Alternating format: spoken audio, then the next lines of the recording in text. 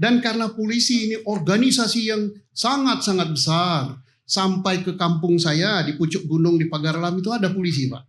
Dan polisi beneran, Pak, terima gaji dia. Nah itu perlu diawasi, perlu ada Kompolda lah, komisi. Ya menambah job, siapa tahu udah pensiun bisa ke situ, Pak. Artinya saking pentingnya, Pak. Perlu diawasi di daerah yang eksternal untuk itu. Supaya Irwasum dan Propam tidak kebingungan ngawasi polisi se-Indonesia yang kelakuannya macam-macam, Pak. Nah, tapi dengan pengawasan itu, ini membackup Kapolri supaya bisa memperbaiki polisi Indonesia. Polisi Indonesia yang besar ini adalah polisi kita, polisi rakyat. Apa maunya rakyat? Yaitu kita desain polisi kita ini. Cara mendesainnya nggak bisa Pak Johnson sama saya sambil di warung kopi. Nah, cara mendesainnya kita suarakan di sini. Pak Desmond mencatat, Pak Trimedia mencatat.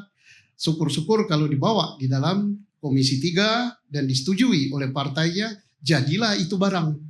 Nah, apa yang kita mau polisi itu tidak terlepas daripada kemauan politik rakyat Indonesia yang dituangkan di dalam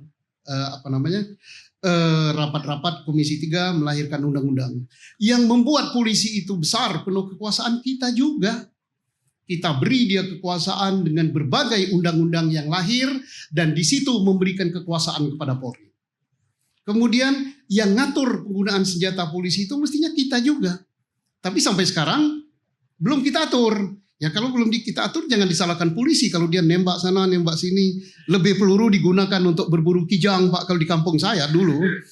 Kalau mau banyak kijang atau banyak celeng, ya dekati aja orang polsek, yuk kita berburu gitu. Nah, itu nanti nggak boleh lagi terjadi yang gitu. Apalagi untuk nembak manusia gitu kan. Apalagi kijang kota gitu.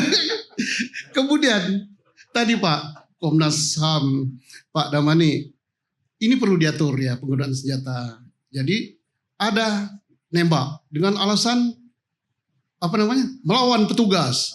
Melawan petugas tapi kok yang kena belakang. Melawan kan ada hadapan kan. Kalau kena belakang lari kan.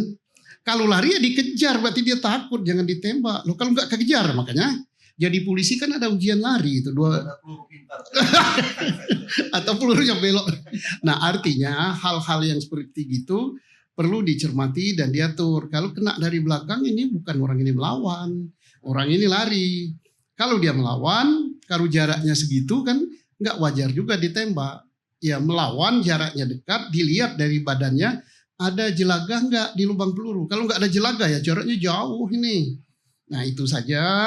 Saya kira Pak Karni mudah-mudahan dengan ini membawa hikmah dan barokah bagi kita sehingga kepolisian milik kita ini menjadi baik dan inilah tiket dari niat daripada pemimpin Polri saat ini, para elit Polri saat ini yang kemarin sudah dinyatakan di depan Komisi 3 akan menindaklanjuti apa yang dimaui oleh rakyat.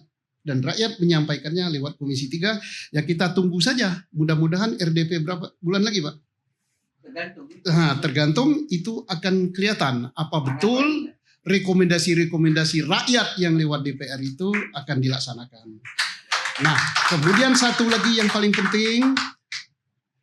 Polri, adik-adik saya yang masih aktif sekarang ini, pesan saya, Simbah yang tua ini, yang sudah pensiun, mari merubah paradigma.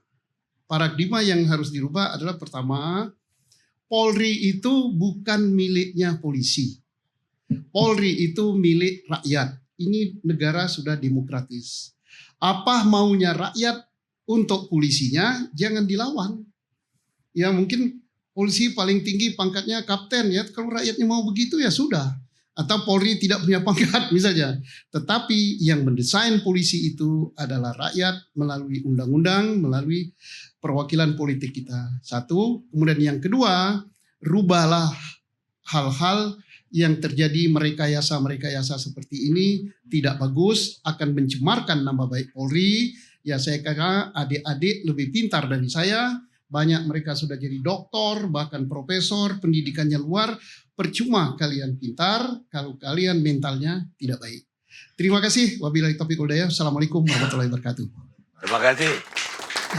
Jenderal Susno. yang andilnya besar dalam kasus ini, membuka mata masyarakat dari awal kejadian. Tija sebagai seorang senior, mantan Kabar Reskrim, dengan pengalamannya yang banyak, dia bisa membukakan mata kita tentang apa yang terjadi. Tapi ada yang ingin saya tanya. Tadi kita udah menyinggung bahwa ada kerajaan dalam kerajaan. Ada maka kaisar kata Sambo. Dan sebagai senior, Pak Susno melihat salahnya Polri di mana ini? Kok ada kekuasaan di dalam kekuasaan Polri? Saya hanya pandangan seorang petani di desa saja, Pak. Sifat senioritas di dalam TNI atau militer dan Polri itu sangat-sangat berpengaruh. Nah, sifat senioritas itu kalau di kita ya jelas pangkat dan jabatan. Yang paling senior di Mabes Polri atau di jajaran Polri itu adalah Kapolri. Tetapi Pak ya, senioritas liting itu nggak bisa langsung dihilangkan begitu saja. Ya misalnya saya sama Pak Johnson, saya angkatan 2000, Pak Johnson angkatan 95, 5 tahun kami selisih. Saya sudah jadi inspektur, Pak Johnson masih SMA. Dia mau melamar Akpol, minta surat bebas narkoba, minta surat kelakuan baik dengan saya yang teken. Tahu-tahu saya masih bintang 2, Pak Johnson sudah jadi Kapolri. Saya panggil Pak Johnson lihat kelakuan baik Anda, siapa yang tanda tangan. Jadi artinya secara psikologis liting itu perlu diperhatikan, jangan terlalu jauh berbeda. Nah terus ini kesempatan ini kita ini sudah jalan, Pak Kapolri sekarang sudah senior litingnya karena sudah berjalan 2 tahun. Dan saya dengar kemarin Pak Trimedia di Komisi 3 tegas sekali mengatakan bahwa mengadakan penertiban ke dalam. Penertiban ke dalam ini diminta yang baik-baik di daerah yang tidak terpantau tapi kelakuannya baik ya ditarik ke pusat. Yang selamanya hidupnya begitu bangun tidur lihat Monas, mimpinya pun Monas gitu, mobilnya pun lewat Monas gitu. Dari mulai tamat pendidikan sampai pensiun di Monas saja. Ya ini sekali-sekali lah, Indonesia ini ada Singkara, ada Pagar Alam Pak kampung saya. Ya kita siap menerima itu, artinya ada cara mutasi dan rotasi yang adil. Kemudian kemarin terdengar juga, ini bukan saya Pak, Komisi 3 lagi mengatakan wakil kita 270 juta rakyat Indonesia diwakilkan kepada Pak Trimed CS mengatakan ada yang sampai 4 kali Kapolda ya Pak ya. Kapolda 4 kali. Ada yang bermimpi jadi Kapolda pun gak pernah Pak. Jadi ini harus ada azas keadilan. Memang apa? Gak ada lagi polisi. Kapolda dia terus. Kemudian direktur dia terus. Habis Dirreskrim di sini, pindah Dirreskrim sini, pindah lagi Dirreskrim Polda Metro. Selesai situ, jadi Dirreskrim di Barreskrim. Dan ini ketidakadilan. Ketidakadilan inilah yang menyebabkan kepemimpinan tidak jalan baik. Kemudian ngikuti pendidikan. Yang dinas di pulau yang paling ujung, yang dinas di tengah hutan, sudah gigit nyamuk, nyamuknya sebesar bebek gitu Pak, gedenya. Kemudian yang di Jakarta, belum melamar pendidikan pun sudah diterima.